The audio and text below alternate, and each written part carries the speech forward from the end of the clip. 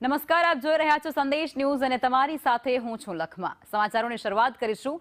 મુંબઈના જોગેશ્વરીમાં બહુમાળી ઇમારતમાં આગ લાગ્યા હોવાની એક ઘટના પ્રકાશમાં આવી છે, જેમાં હાઈ રાઇઝ બિલ્ડિંગમાં ભીષણ આગ ભભૂકી ઉઠી છે. ફાયર બ્રિગેડે આગ બુઝાવવાના પ્રયાસો પણ હાથ ધરી દીધા છે.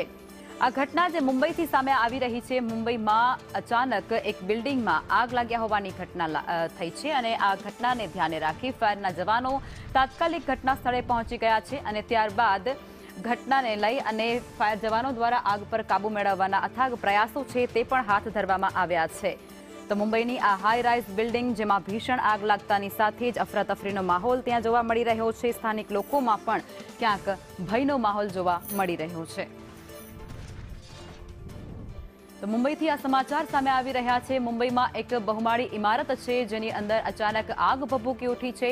આગ કયા કારણોસર લાગી છે તે હજુ જાણવા નથી મળી રહ્યું. તેની પણ તપાસ હાથ ધરાશે, પણ અત્યારે પ્રાથમિકતા આગને કંટ્રોલમાં લેવાને આપવામાં આવી રહી છે.